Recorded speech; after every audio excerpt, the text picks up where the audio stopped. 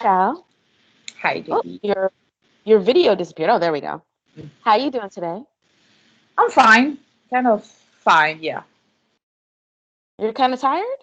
No, I'm fine. I'm fine. I work out. I have the vent on, so I'm fine. So what's been going on with you lately? So, mm, like I think, it was kind of funny. So Monday I went to see my HR finally to tell the word and say that I said I didn't say I wanted to quit, but I say I have planned to quit. How can we do? So it was kind of freeing, but at the same time, it makes a lot of fears come. So after that, I had to be like, shut those fear down and more entering in a way of appreciating and openness. So how do you feel now that you've taken this first step? There's the thing that I'm looking forward to be August the 1st because that's the day I plan to to put my resignation. I'm looking forward, and at the same time, I'm in a feeling of accepting the unknown, embrace the unknown. That's not really easy for me. Was struggling with control. I'm really super. I do my best to control my life. So yeah, I'm really in that feeling. So obviously we do have a little bit of a time limit today. So I want to just kind of check in and try and keep us focused. Is there anything in particular that you're really interested in talking through today? Yeah, I think that it's not really time management, but I just talk to you about control and this notion of letting go. That is really something that I have. Surrender. I will not say letting go. Surrender. Surrender is really something that I have a hard time with. I know, yeah. And why is surrendering so hard for you? Um, hmm, why is surrendering so hard? I think that I need to be in control. I have this habit to be in control, to just rely on myself. And I think there's two things, this habit to rely just on myself on one part. And the second part, I'm also afraid of being disappointed, of disappointment. Yeah. So, what are you most afraid of being disappointed? Good question. Because the first thing that came into my mind when you asked me the question was kind of funny because I was thinking that I'm afraid of disappointing people. That, this kind of imposter syndrome that they will discover and they will be like, this girl, Yeah, I'm afraid of disappointing people. Who are these people that you're afraid of disappointing? Mm. Um, yeah, so let's say that people that I admire, people that I respect, uh, I'm afraid of disappointing them. But I will say that I'm also afraid of disappointing myself. So it's really something like I'm learning. It's to be proud of who I am,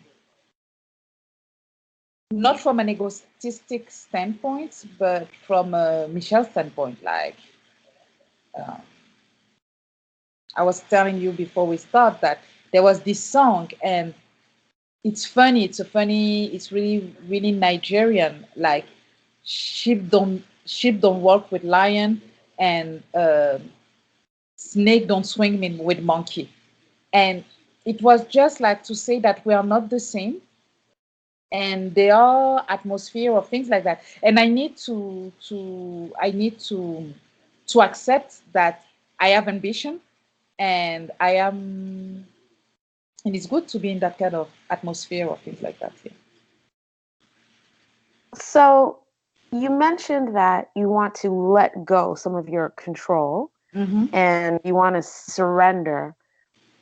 What has really been the catalyst for you to make that decision? Oh, what have been the catalyst? I think there were several. Each time there's a little catalyst. It's to be tired of my situation. Um, Also, the impression that the feeling that each time I'm moving forward, I came back to my situation and a situation I'm not happy about.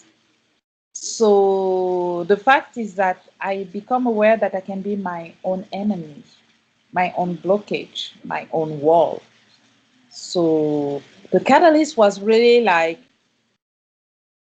I do my best to reassess who I am, where I am, and being like, is that situation serve you? No. Are you happy? No. Why can you do that? And you can do that. Why don't you do that? Fear. And I really need to, yeah, fear. And why are you afraid? I don't know. I know, but I maybe do not want to express it. Yeah. So yeah, so the catalyst was really like the situation that I do not want to be unhappy anymore. I also realized that this last month I was in different setting. I went to New York, and after that I went to Atlanta. New York is a city that energized me. I love that. To be surrounded by people that are like-minded, that are different, that are things like that. And it's really, I think, yeah, maybe to answer your question and summarize will be how to choose myself more. Want to be happy. Yeah. Okay. So it sounds a little bit like to me that your fear and your control are tied together. Yeah. I think, yeah, you're right. The fear, the control is a result of my fear. The control, yeah, the control is totally a result of my fear. And yeah. Have you ever done something where people have been disappointed in you or you felt that they were disappointed in you? Yes. So I grew up in a household. My, I think that I grew up with the kind of parents where you arrive and in I don't know how it is in Canada, but we have grades on 20. And I arrived and I had 18 on 20, so practically an A plus. And literally my mother asked me where those two other points went. Why didn't have the 20/20? Why? It was always why, always pointing at what went wrong and instead of what went right. I remember that I didn't know what execo was. So on the second grade, yeah, here the level is second grade. Um, I was head of the class execo. My mother and my father were like, execo, what is that? You do not share. Either you the first, but we do not know first execo. We do not know no, we do not know that. So do not even imagine being second or third. So I think it's that. It was always like this thing when, unfortunately for me, growing up, a lot of things were pointing about what I didn't do or what it was wrong. And so today I have a hard time seeing everything that I did right, that I do right. And I need to. So it sounds like there wasn't enough positive reinforcement of what you did well, and that has left you unable to focus on the positive. Yes, it's challenging for me to focus on the positive. It's really an exercise that I have to do every day, and I forgot it most of the time. But yeah, it's an exercise that I have to do. I have to do, yeah. Do you find when you focus on the positive, um, things are better? It's kind of funny because for me it's like working out because I really feel like in your mind like this fight. Because let's say for example that just when I was telling you regarding that song or saying that I know that I outgrow my work and those I'm worth more than that. You have that voice who said to me, who do you think you are? Really, or do not act like that. Do not say that. So I really need to re-embrace yeah, myself and this light. So, in the present time or recent past, um, has there been a point where you've disappointed somebody that you admire? Now, And question. if that was to Just happen, like, sorry, I was gonna say, if that was to happen, what do you think would be the worst that could come out of that? that I do not learn my lesson from the moment I disappoint that person. Can you explain more? I was thinking about something else. I had this kind of meeting with my. It's an interesting question because it raised something that was interesting regarding disappointment. I had this kind of meeting with the lady who wants to be my manager, but really, and the fact is that I do not care about my work that I'm not sabotaging, but you can really feel that I don't care.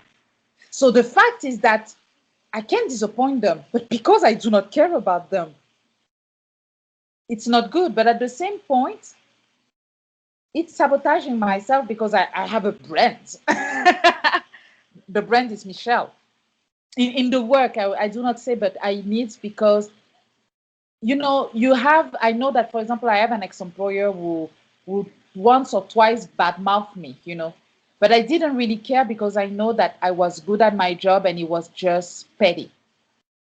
But for them, I have the impression that sometimes my attitude, the way I behave, can provide them reason to say that I do not, yeah, that, but the fact is that, yeah, I'm disappointed. And the fact that I so do not care for them to be disappointed at me, that, yeah. But maybe it's in my head because today I received that. I know that the feedbacks from the client and everybody is super good, but it's really dumb. But yeah, to answer your question, recently I didn't disappoint somebody, and I really do my best each time not to disappoint people. But it's true that I can feel that it's still I'm still afraid.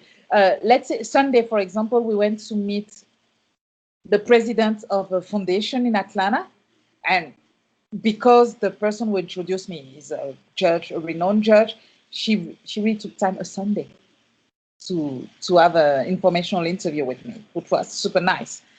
And but the fact is that at some point I was like, oh, Michelle, don't screw it up, because she was in that meeting. The judge was in that meeting, and I didn't prepare myself enough. I prepare myself, but the fact is that usually I have at least something to take notes, and I didn't have that. But so you still have that thing, but in my head I was like, do your best. But it's true that, yeah, I do my best not to disappoint people, and always to not to try harder, but do my best. Yeah. So, is there any consequences if in your head you're kind of thinking, I'm disappointing people? Has there been? Yeah, I have the impression that when I disappoint people and I do not, oh, nice question, because it haha moment, like said Oprah. Um, the fact that having the feeling to disappoint people is, for me, will lead to rejection. and not being accepted. And because I am not, because I used to be, and I totally agree with that, I used to be a long time ago a people pleaser. And I'm, how you call that? Recovering people pleaser. Recovered people pleaser. So I think, yes, yes, it's this fear to be rejected. Yeah. But So, funny enough, I think, no, it was last week when I came back from New York. My manager called me from Houston. At some point, I remember I was like jiggling, thinking that he will fire me. He didn't. But yeah, I I also. was going to ask, what is the kind of the worst that could happen if rejection happens? Good question. Nothing. I think that, yeah, rejection happened for me. It's more like, okay, now I see what the person think about me, or she doesn't want me, but it doesn't break me. So, thank you. Yeah, nothing. So, what are kind of some of your next steps? Remember what you just said. Um, I think that my next step will be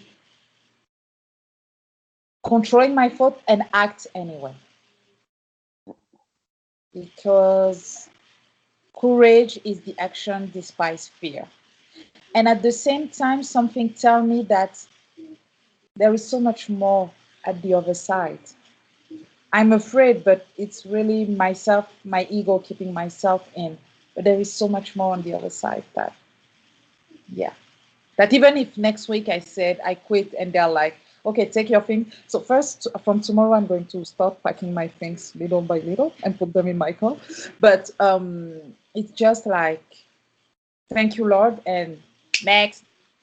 So yeah, I think that, yeah, it's really to act, act, act. What what is a time that you have gone against your fear, and how has that, like, what has happened of you going, like, acting despite your fear? Okay, so driving at night for me is like, it's really fearful. So it's one of the exercise that I did. I do not remember when it was. I had to came back, and I remember my plane was late and I was praying, like looking at the sun. But at some point I had to drive at night. And I remember that I felt grateful when I arrived. So is this thing like, I'm changing. It's this thing. I'm like, it was nice. It was nice. So, at this moment, what do you feel that you want to get out of our conversation? I would say that I'm getting out a lot of things because you remind me that I was telling you that I need to let go and surrender. And you remind me that um, this fear of rejection and abandonment, it happens and it will not kill me. And yeah, maybe also, not maybe, but also to remind myself to celebrate the small victory because I didn't do it. Yeah, for me, it was just driving at night, and even driving. At the beginning, I was super. I'm not somebody. Now it becomes like, if I cannot drive, I'm not driving. But driving is like natural for me. So in 1 hour, I'm going to that place, and I'm not like, oh, I need to drive to go there. Because it was a time 5 months ago when I will ask them to come and pick me up. Yeah, I was that kind. Yeah, yeah. I wasn't even ashamed. Yes, because I didn't want to drive.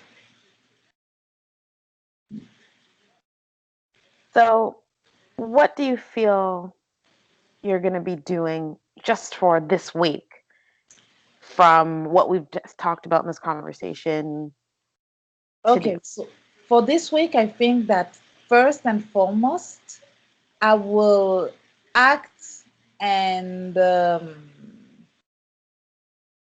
write that resignation letter so I can write that resignation letter. Send an email, I think, also to my manager was in Houston because I don't think he knows. So maybe let him know that I plan to resign. And the other thing will be to before this weekend to work toward what I want. What I want for the my next step will be um, um, reconnect with those people that I met this weekend. I have at least three cards, and I didn't. I reconnect with two people, but two or three I didn't, and it's been more than 48 hours. So I'm like, oh, Michelle, do that, and yes, that's what I want to do. Yeah, and really, when I say let go, is that you reconnect with them, and you let the universe do the rest, not having expectation. Yeah, do So my it sounds like, sorry, go ahead. do my part. Do your part. So it sounds like it's three pronged what you're going to be doing, which is writing your resignation letter, speaking to your manager, and connecting with the people that you met this weekend. That sounds about right. Yeah. Would it be helpful to, I think we've started to call it Accountability Tuesdays, to be accountable to me? Yep. Tuesday, I can send you. Yeah, totally. Yeah, accountability. I told you, accountability Tuesday. Yeah, no problem. Yeah, Tuesday. Yeah, I can So I send you the message you on draft. Tuesday next week, and you'll let me know where you stood with those three items we outlined. Perfect. Yeah. Yeah, Tuesday. Awesome. I take notes, but Tuesday I will do it. How are you feeling right now?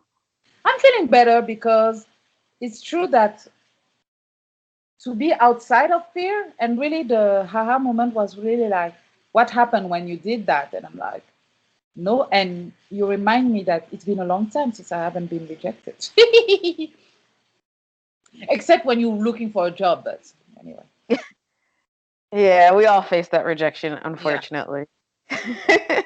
But yeah, it's not really rejection because they do not know you. But yeah, except for that, That is no. also true. So All yeah, thank right. No, you're welcome. Is there anything else that you want to touch base on? what I can touch base on. I don't know. I have other things. I was thinking about it yesterday, but it's another conversation. It was more regarding